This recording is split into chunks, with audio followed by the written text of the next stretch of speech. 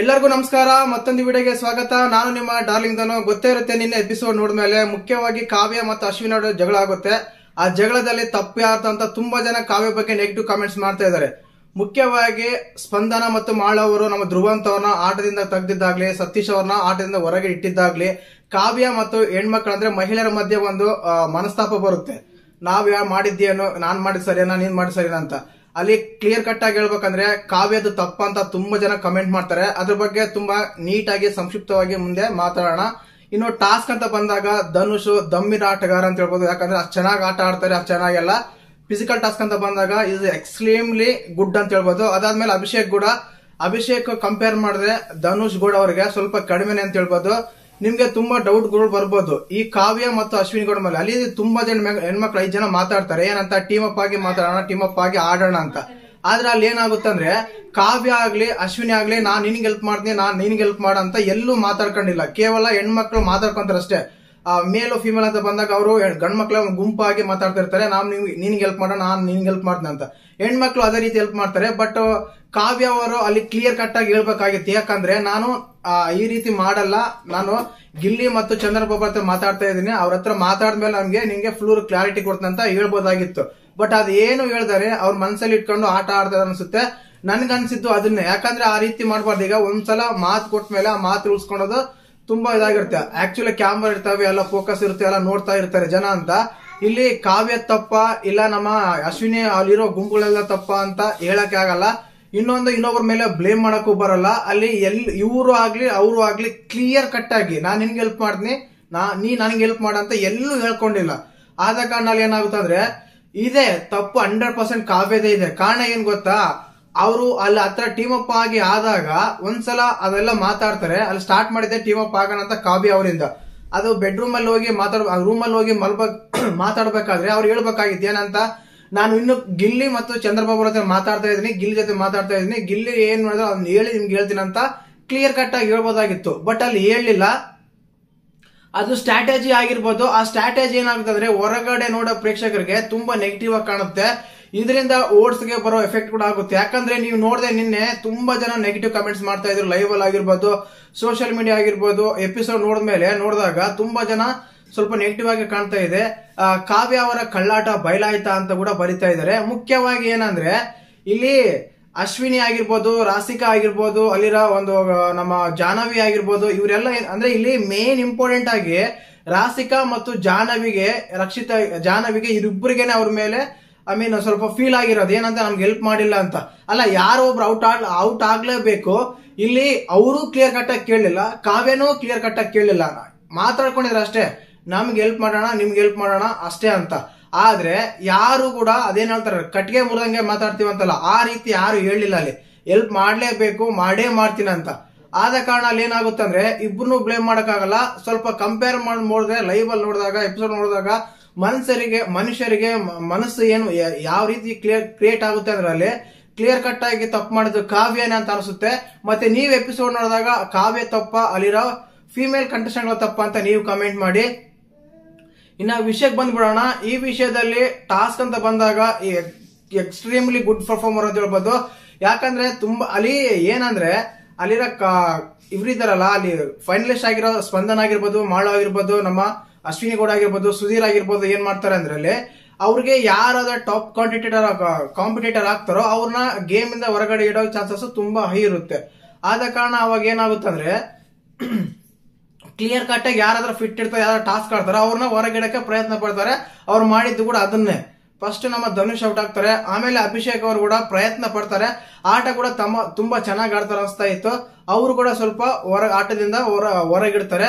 ಇನ್ನು ಮಿಕ್ಕಿರೋದೇ ಗಿಲ್ಲಿ ಮತ್ತು ರಾಸಿಕಾ ಮತ್ತು ನಮ್ಮ ಕಾವ್ಯ ಅವರಿದ್ದಾರೆ. ಈ ಗೇಮ್ ಅಲ್ಲಿ ವಿನ್ ಆಗಕ್ಕೆ ಚಾನ್ಸಸ್ ಯಾರಿಗಾದ್ರೂ ತುಂಬಾ ಹೈ ಇದೆ ಅಂದ್ರೆ ನಾನಾದ್ರೆ ಗಿಲ್ಲಿ ನಟಕ್ಕೆ ತುಂಬಾ ಇಡ್ತಾರೆ. ಅಂದ್ರೆ ವೇಟ್ ತುಂಬಾ ಜಾಸ್ತಿ ಮಾಡ್ಬಿಡ್ತಾರೆ ಅಲ್ಲಿರೋ ಕಂಟೆಸ್ಟೆಂಟ್ಗಳು. ಬಟ್ ಇಲ್ಲಿ ಹೆಣ್ಮಕ್ಳನ್ನ ಒಂದು ಸಿಂಪತಿ ಕಾರ್ಡ್ ಬರುತ್ತಾ, ಇಲ್ಲಾಂದ್ರೆ ಹೆಣ್ಮಕ್ಳ ಕೆಲಸನ ಅಂತ ಅನ್ಸುತ್ತೆ. ಈ ಕಾವ್ಯ ಮತ್ತು ರಾಸಿಕಾ ಇಬ್ಬರಲ್ಲಿ ಯಾರಾದ್ರೂ ಒಬ್ರು ಗೆಲ್ಬಹುದು. ರಾಸಿಕಾಗೆ ತುಂಬಾ ಚಾನ್ಸಸ್ ಇದೆ. ಏನ್ ಗೊತ್ತಾ, ರಾಸಿಕಾ ಯಾಕೆ ಚಾನ್ಸಸ್ ಇದೆ ಅಂದ್ರೆ ಆಲ್ರೆಡಿ ಕಾವ್ಯ ಮೇಲೆ ಮನಸ್ತಾಪ ಉಂಟಾಗಿದೆ ಅಲ್ಲಿರೋ ಕೆಲವರುಗಳಿಗೆ. ಏನಂತ ಅವರು ಇದು ಮಾಡ್ತಾರೆ ಚೆನ್ನಾಗಿ ಮಾತಿ ಮೇಲೆ ಇಲ್ಲಲ್ಲ ಮೋಸ ಮಾಡಿದ್ರೆ ಒಂದು ಕಾನ್ಸೆಪ್ಟ್ ಕ್ರಿಯೇಟ್ ಆಗ್ಬಿಟ್ಟಿದೆ.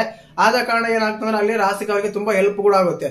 ಇನ್ನು ಮುಖ್ಯವಾಗಿ ಎಪಿಸೋಡ್ ಬಗ್ಗೆ ಮಾತಾಡ್ಬೇಕಂದ್ರೆ ಎಪಿಸೋಡ್ ಅಲ್ಲಿ ಟಾಸ್ಕ್ ಕೊಡ್ತಾರೆ. ಬಿಗ್ ಬಾಸ್ ಮೊದಲೇದಾಗಿ ಫೈನಲಿಸ್ಟ್ ಆಗಕ್ಕೆ ಕೊನೆ ಅವಕಾಶ ಕೊಟ್ಟಾಗ ಮಾಳು ಮಲ ಸ್ಪಂದನ ಅವರು ನಮ್ಮ ಸತೀಶ್ ಅವ್ರನ್ನ ಮತ್ತೆ ಅದಾದ್ಮೇಲೆ ಧ್ರುವಂತ್ ಅವನ್ನ ಹೊರಗಿಡ್ತಾರೆ. ಏನಿಲ್ಲ ಆಕ್ಷನ್ ಟು ರಿಯಾಕ್ಷನ್ ಅಂತ ಹೇಳ್ಬೋದು. ನಿನ್ನೆ ಗೊತ್ತಿರುತ್ತೆ ಧ್ರುವಂತ್ ಅವರು ಮೊನ್ನೆ ನೋಡಿದಾಗ ಅದೇ ಸ್ಪಂದನ ಅವ್ರ ಮೇಲೆ ಒಂದು ಮಾತಾಡಿದಾಗ ಅವ್ರ ಮೇಲೆ ಒಂದು ಒಪಿನಿಯನ್ ಕೊಟ್ಟಾಗ ಅವ್ರ ಬಗ್ಗೆ ಒಂದು ಇದು ಮಾಡಿದಾಗ ವಾಯ್ಸ್ ರೇಸ್ ಮಾಡಿದಾಗ ಏನಾಗುತ್ತಂದ್ರೆ ಅಬ್ಸಲ್ಯೂಟ್ಲಿ ಬರುತ್ತೆ. ಬಟ್ ಹಂಗಂತ ಸ್ಪಂದನ ಅವ್ರು ಹೇಳಿರೋ ರೀಸನ್ಸ್ ಕರೆಕ್ಟ್ ಇಲ್ವಾ? 100% ಕರೆಕ್ಟ್ ಇದೆ. ತುಂಬಾ ಸಲ ಕೂಡ ಆ ರೀತಿ ಮಾಡಿದ್ದಾರೆ, ತುಂಬಾ ಸಲ ಆ ರೀತಿ ಕೂಡ ಹೆಲ್ಪ್ ಮಾಡಿದ್ದಾರೆ. ಆ ರೀತಿ ಹೆಲ್ಪ್ ಮಾಡಿದಾಗ ಏನಾಗುತ್ತಂದ್ರೆ ಕ್ಲಿಯರ್ ಕಟ್ ಆಗಿ ಗೊತ್ತಾಗುತ್ತೆ ಇವರು ಕೊಡ್ಲೇಬೇಕಂತ. ಅಲ್ಲಿ ಇರೋ 17 ಜನದಲ್ಲಿ ಯಾರಿಗೋ ಒಬ್ಬರನ್ನ ಕುಂದಿಸ್ಲೇಬೇಕು ಅಂತದ್ರಲ್ಲಿ ನಾವು ಸ್ಪಂದನ ಸಣ್ಣದ ಆಗ್ರಿಮೆಂಟ್ ಆಗಿರುತ್ತೆ, ಜಗಳ ಬೇರೆ ಆಗಿರುತ್ತೆ. ಆದ ಕಾರಣ ಅವ್ರಿಗೇನೆ ಕುಂದಿರ್ಸ್ತಾರೆ. ಅದು ತಪ್ಪು ಅಂತ ಹೇಳಕ್ಕಾಗಲ್ಲ, ಸ್ಟ್ರಾಟಜಿ ಅಂತ ಹೇಳಕ್ಕಾಗಲ್ಲ, ಸ್ಟೇಡಿಯಂ ತೀರ್ಸ್ಕೊಂತೀನಿ ಅಂತ ಹೇಳಕ್ಕಾಗಲ್ಲ. ಏನೋ ಕರೆಕ್ಟ್ ಆಗಿ ಅಲ್ಲಿರೋ ಸಿಚುವೇಶನ್ಸ್ಗೆ ಅಲ್ಲಿರೋ ಸಿಂಕ್ಗೆ ಕರೆಕ್ಟ್ ಆಗಿ ಸೆಟ್ ಆಗಿದೆ ಅಂತ ಹೇಳ್ಬೋದು. ಇನ್ನು ಅದಾದ್ಮೇಲೆ ನಮ್ಮ ಸತೀಶ್ ಅವ್ರನ್ನ ಕುಂದಿರ್ಸ್ತಾರೆ ಮಾಳು ಅವರು. ಎಕ್ಸಾಕ್ಟ್ಲಿ ಯಾರೋ ಒಬ್ರು ಕುಂದಿಸ್ಬೇಕು. ಅದು ಬಂದ್ಬಿಟ್ಟು ಸತೀಶ್ ಅವರು ಇಲ್ಲಿ ಹಿಂದಿರೋ ಟಾಸ್ಕ್ ಗಳಲ್ಲಿ ಎಲ್ಲಿ ಪರ್ಫಾರ್ಮ್ ಮಾಡಿಲ್ಲ. ಆದ ಕಾರಣ ನಾನು ಇವ್ರು ಕುಂದಿರ್ಸ್ತಾ ಇದೀನಿ ಅಂತ ಹೇಳ್ತಾರೆ. ಯಾಕೆ ಅಂದ್ರೆ ಒಬ್ರು ಕೊಡ್ಲೇಬೇಕು, ಅವ್ರು ಕೊಟ್ಟಿದ್ದಾರೆ. ತುಂಬಾ ಜನ ಇದ್ದಾರೆ, ಅದೇ ಅವ್ರಿಗೆ ಕೊಡ್ಬೇಕಾಗುತ್ತೆ, ಏನ್ ಮಾಡಕ್ ಆಗಲ್ಲ. ಇನ್ನು ಓವರ್ ಆಲ್ ಆಗಿ ಈ ಟಾಸ್ಕ್ ಅಲ್ಲಿ ನೋಡಿದಾಗ ಗಿಲ್ಲಿ ಆಗಿರ್ಬೋದು, ನಾನು ಗಿಲ್ಲಿನೇ ಕೇವಲ ಕಾಮಿಡಿ ಮಾಡ್ಕೊಂಡಿರ್ತಾನೆ, ಫಿಸಿಕಲ್ ಟಾಸ್ಕ್ ಅಂತ ಬಂದಾಗ ಸ್ವಲ್ಪ ಕಡಿಮೆ ಅಂತ ಅನ್ಕೊಂಡಿದ್ದೆ.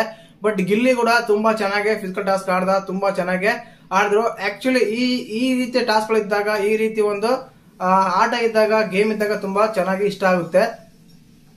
ಮುಖ್ಯವಾಗಿ ಫಿಮೇಲ್ ಕಂಟೆಸ್ಟೆಂಟ್ಗಳು ತುಂಬಾ ಚೆನ್ನಾಗಿ ಆಡಿದ್ರು. ರಾಸಿಕ್ ಆಗಿರ್ಬೋದು, ಅಶ್ವಿನಿ ಆಗಿರ್ಬೋದು, ಆಮೇಲೆ ಕಾವ್ಯ ಆಗಿರ್ಬೋದು. ಆ ದಾರ ಕಟ್ಟಿರ್ತಾರೆ, ಆ ದಾರದಲ್ಲೆಲ್ಲ ತುರ್ಕೊಂಡು ಹೊರಗಡೆ ಬಂದು ಆ ಬಾಲ್ ತಗೊಂಡು ಹೋಗಿ ಮತ್ತೆ ಬಾಲ್ ನ ಆ ಸಂಖ್ಯೆಯಲ್ಲಿ ಇಡೋದು, ಇದನ್ನ ಆಕ್ಯುಪೈ ಮಾಡೋದು, ಎಕ್ಸ್ಪೆಕ್ಟ್ ಮಾಡ್ಕೊಳ್ಳೋದು ತುಂಬಾ ಅಂದ್ರೆ ಕಷ್ಟ. ಆದ್ರೂ ಕೂಡ ಬೆಸ್ಟ್ ಟ್ರೈ ಅಂತ ಹೇಳ್ಬೋದು. ಅಷ್ಟು ಚೆನ್ನಾಗೆಲ್ಲ ಆಟ ಆಡಿದ್ರು. ಇನ್ನು ಓವರ್ ಆಲ್ ಆಗಿ ಈ ಟಾಸ್ಕ್ ಅಲ್ಲಿ ನಂಗೆ ಒಂದು ಇಷ್ಟ ಆಗಿರೋದು ಏನಂದ್ರೆ ಗಿಲ್ಲಿ ಅವರು ಫಿಟ್ನೆಸ್ ಇದಾರೆ, ಹಳ್ಳಿ ಕಡೆಯಿಂದ ಬಂದಿರೋರು, ಚೆನ್ನಾಗಿ ಆಟ ಆಡ್ತಾರೆ. ಅದರಲ್ಲಿ ಹಣ ಹಣ ಹಣ ಅಂತ ಕೇಳ್ಕೊಳ್ಳೋ ತುಂಬಾ ತಪ್ಪನ್ಸುತ್ತೆ. ಓಕೆ, ಗೇಮ್ ಸ್ಟ್ರಾಟಜಿನಿ ಗೇಮ್ ಪ್ಲಾನ್ ಆದಾಗ ಸ್ಟ್ರಾಟಜಿ ಮಾಡ್ಕೊಳ್ಳಿ, ಏನೋ ಪರವಾಗಿಲ್ಲ. ಅದ್ ಬಿಟ್ಬಿಟ್ಟು ಕೇಳ್ಕೊಳೋದು ನನಗೆ ಫ್ರೆಂಡ್ ಆಗಿದ್ದೆ, ಆರ್ಎಸ್ ಬಾಂಡು ಅದು ಇದು ಅಂತೆಲ್ಲ ಇಲ್ಲಿ ಹೇಳ್ಕೊಳೋದು ಏನಾಗ್ಬಿಡ್ತಂದ್ರೆ ಆ ಬಾಂಡ್ ಎಲ್ಲ ಸರಿ ಹೋಗಲ್ಲ. ಬಿಗ್ ಬಾಸ್ ಮನೆಯಲ್ಲಿ ಆಟ ಆಡ್ತಾ ಇದೆಯಾ, ಆಟ ಆಡು, ಬಟ್ ಕೇಳ್ಕೊಳೋದು ಅಂದ್ರೆ ಬೇಡ.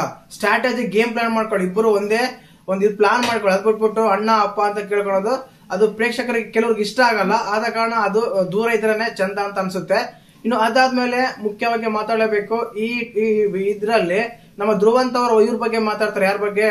ಸ್ಪಂದನ ಅವರು. ಅಂದ್ರೆ ಅವರು ಸಿಂಪತಿಯಿಂದ ಬಂದರೆ ಇಲ್ಲಿ ಆಕ್ಚುಲಿ ಬಿಗ್ ಬಾಸ್ ಅವರು ನೀವು ವೋಟ್ ಹೈಯೆಸ್ಟ್ ಅಂತ ಗೆದ್ದಿದ್ರ, ಅದು ನಿಮ್ ಇಷ್ಟ, ಯಾರು ಬೇಕಾದ್ರೆ ಬಿಗ್ ಬಾಸ್ ಅದೇ ಈ ವಾರ ಟಾಸ್ಕ್ ಇಂದ ಹೊರಗಿಡ್ಬೋದು ಅಂತ ಹೇಳಿದಾಗ ಅವ್ರನ್ನ ಹೊರಗಿಡ್ತಾರೆ. ಇಲ್ಲಿ ಅವರು ಹೊರಗಿಡೋದು ಸಿಂಪತಿ ಅಂತ ಬಂದಾಗ ಅಲ್ಲಿ ಆಲ್ರೆಡಿ ವೋಟ್ಸ್ ಇಂದ ಬಂದಿದೆ, ವೋಟ್ಸ್ ಪ್ರಕಾರ ಅವ್ರು ಗೆದ್ದಿದ್ದಾರೆ ಅಂತ ಹೇಳಿದಾಗ ನಾವು ಯಾವುದೇ ಒಂದು ಸ್ಟೇಟ್ಮೆಂಟ್ ಕೊಡೋದು ಕೂಡ ತಪ್ಪಾಗುತ್ತೆ. ಸಿಂಪತಿಯಿಂದ ಬಂದರೆ ನೀವು ಮಲ್ಲಮ್ಮ ಜೊತೆ ಇದರ ಸಿಂಪತೈಸ್ ಮಾಡ್ತಾ ಇದ್ರಾ ಅನ್ನೋ ಒಂದು ಡೌಟ್ ಕೂಡ ಬರುತ್ತೆ ಧ್ರುವಂತ್ ಮೇಲೆ. ನೀವು ಓವರ್ ಆಲ್ ಆಗಿ ಈ ಎಪಿಸೋಡ್ ಅಲ್ಲಿ ನೋಡಿದಾಗ ನನಗೆ ಟಾಸ್ಕ್ ಆಗಿರ್ಬೋದು, ಅಲ್ಲಿ ಒಂದು ಇದಾಗಿರ್ಬೋದು, ಎಪಿಸೋಡ್ಗಳಲ್ಲಿ ಕೆಲವು ಕ್ರಿಯೇಟ್ ಆಗಿ ಏನಾಗುತ್ತಂದ್ರೆ ನಾವು ಎಪಿಸೋಡ್ ನೋಡಿದಾಗ ನಮ್ಮ ಅಶ್ವಿನಿ ಗೌಡ ಅವರು ಇವ್ರ ಮೇಲೆ ಎಲ್ಲ ಇದು ಮಾಡ್ತಾರೆ. ಒಂದು ಡೈಲಾಗ್ ಹೇಳ್ತಾರೆ. ನಿನ್ನೆ ಪ್ರೋಮೋದಲ್ಲಿ ನೋಡಿದಾಗ ಏನ್ ಅನ್ಸ್ತಾ ಅಂದ್ರೆ ಅಶ್ವಿನಿ ಗೌಡ ಅವ್ರು ಹೇಳ್ತಾರೆ ಎಲ್ಲ ಒಳ್ಳೆ ಮನಸ್ಸಿಂದ ಆಡ್ತಾರೆ, ಯಾರು ನಂಬಕ್ ಹೋಗ್ಬಾರ್ದು, ಹಾಗೆ ಈಗ ಅಂತೆಲ್ಲ ಹೇಳ್ಕೊಂಡಾಗ ಅದು ನಾವು ಪ್ರೋಮೋದಲ್ಲಿ ನೋಡಿದ್ವಿ. ಬಟ್ ಇದು ಪ್ರೋಮೋದಲ್ಲಿ ಬರ್ಲೇ ಇಲ್ಲ. ಆದ ಕಾರಣ ಮುಂದೆ ನಡೆದಿರುತ್ತೆ, ಹಿಂದೆ ನಡೆಯುತ್ತೆ ಅಂತ ಹೇಳಕ್ಕಾಗಲ್ಲ. ಇನ್ನೊಂದು ಇಲ್ಲಿ ಒಬ್ರಿಗೊಬ್ಬರು ತುಂಬಾ ಸಪೋರ್ಟಿವ್ ಆಗಿ ಕಾಣ್ತಾರೆ ಕಾವ್ಯ ಮತ್ತು ಗಿಲ್ಲಿ ನಟ. ನಾವು ಲೈವ್ ನೋಡಿದಾಗ ಏನಾಗ್ತೈತೆ ಅಂದ್ರೆ ಇವ್ರು ಇರಲ್ಲ, ಸಪೋರ್ಟ್ ಮಾಡಲ್ಲ, ದೂರ ಇರ್ತಾರೆ ಅಂತ ನೋಡಿದಾಗ, ಬಟ್ ಕಮಾನ್ ಗಿಲ್ಲಿ ಅಂತ ಹೇಳಿ ತುಂಬಾನೇ ಸಪೋರ್ಟಿವ್ ಆಗಿದ್ರು. ನನಗೆ ಒಂದೇ ಅನ್ಸಿದ್ದು ಈ ಎಪಿಸೋಡ್ ಅಲ್ಲಿ ಸ್ಟಾರ್ಟ್ ಆಗಿದ್ದೆ ಎರಡು ಮನಸ್ತಾಪಗಳು, ಕಾವ್ಯಗೆ ಮತ್ತು ಅಶ್ವಿನಿ ಅವರಿಗೆ. ಆ ರೀತಿ ಆದಾಗ ಏನನ್ಸ್ತಂದ್ರೆ ಬೇಕಂತೇಳಿ ಕ್ರಿಯೇಟ್ ಮಾಡಿಲ್ಲ, ಅಂದ್ರೆ ಅವ್ರಿಗೆ ಮೋಸ ಮಾಡ್ಲೇಬೇಕಂತೇಳಿ ಮಾಡಿಲ್ಲ ಅಂತ ಅನಿಸ್ತಾ ಇತ್ತು. ಚಕ್ತ ಫ್ಯಾಕ್ಟ್ ಏನಂದ್ರೆ ಇವರು ಕ್ಲಿಯರ್ ಕಟ್ ಆಗಿ ಕೇಳ್ಕೊಂಡಿಲ್ಲ, ಅವರು ಕ್ಲಿಯರ್ ಕಟ್ ಆಗಿ ಕೇಳ್ಕೊಂಡಿಲ್ಲ, ನನ್ನ ನೀವು ಸೇವ್ ಮಾಡಿ ಅಂತ. ಆ ರೀತಿ ಆದಾಗ ಅದು ಅನ್ಎಕ್ಸ್ಪೆಕ್ಟೆಡ್ ಆಗಿ ಆಯ್ತು. ಬಟ್ ಕಾವ್ಯ ಚಂದ್ರಪ್ರಭಾ ಅವ್ರನ್ನ ಯಾಕೆ ಸೇವ್ ಮಾಡಿದ್ರ ಅಂತ ಗೊತ್ತಿಲ್ಲ. ಆಕ್ಚುಲಿ ಗಿಲ್ಲಿ ಪ್ಲಾನ್ ಆಗಿತ್ತಾ ಇಲ್ಲ ಚಂದ್ರಪ್ರಭಾ ಅವರು ಮುಂಚೆನೆ ಮಾತಾಡ್ಕೊಂಡಿದ್ರ ಅಂತ ಗೊತ್ತಿಲ್ಲ. ಕ್ಲಿಯರ್ ಕಟ್ ಆಗಿ ಗೊತ್ತಾಗ್ತಾ ಇತ್ತು ಅಲ್ಲಿ ಮೋಸ ನಡೆದಿದ್ದಂತೂ ನಿಜ, ಅಶ್ವಿನಿ ಹೊರಗಿದ್ದಂತೂ ಸತ್ಯ. ಆದ್ರೆ ಅಶ್ವಿನಿ ಅವರು ಒಳಗಿದ್ರೆ ಕೂಡ ತುಂಬಾ ಚೆನ್ನಾಗಿ ಆ ಗೇಮ್ ಆಡರು, ಆಟ ಕೂಡ ತುಂಬಾ ಚೆನ್ನಾಗಿ ಆಡ್ರ ಅಂತ ಅನಿಸ್ತಾ ಇತ್ತು. ಫಸ್ಟ್ ರೌಂಡ್ ಅಲ್ಲಿ ನಮ್ಮ ಅಶ್ವಿನಿ ಎಸ್ ಎನ್ ಔಟ್ ಆದ್ರೆ ಸೆಕೆಂಡ್ ರೌಂಡ್ ಅಲ್ಲಿ ಸೆಕೆಂಡ್ ರೌಂಡ್ ಅಲ್ಲಿ ರಕ್ಷಿತಾ, ಜಾಹ್ನವಿ ಮತ್ತೆ ನಮ್ಮ ಇವರೆಲ್ಲ ಔಟ್ ಆಗ್ತಾರೆ. ಹೀಗೆ ಒಬ್ಬೊಬ್ರು ಔಟ್ ಆಗ್ತಾ ಇದ್ರೆ ಕೊನೆಗೆ ಲಾಸ್ಟ್ಗೆ 5 ಮೆಂಬರ್ಸ್ ಸ್ಟಾಪ್ ಆಗ್ತಾರೆ. ಅದರಲ್ಲಿ 5 ಮೆಂಬರ್ಸ್ ಅಲ್ಲಿ ರಾಸಿಕಾ, ಧನುಷ್ ಗೌಡ, ಅಭಿಷೇಕ್, ಗಿಲ್ಲಿ ನಟ, ಇನ್ನು ಅದಾದ್ಮೇಲೆ ನಮ್ಮ ಕಾವ್ಯ, ಈ 5 ಜನ ಸೇವ್ ಆಗ್ತಾರೆ. 5 ಜನಕ್ಕೆ ಇನ್ನೊಂದು ಟಾಸ್ಕ್ ಕೊಡ್ತಾರೆ. ಆ ಟಾಸ್ಕ್ ವೇಟ್ ಲಿಫ್ಟ್ ಮಾಡೋದು, ಅಂದ್ರೆ ವೇಟ್ ಇಟ್ಕೊಳ್ಳೋದು.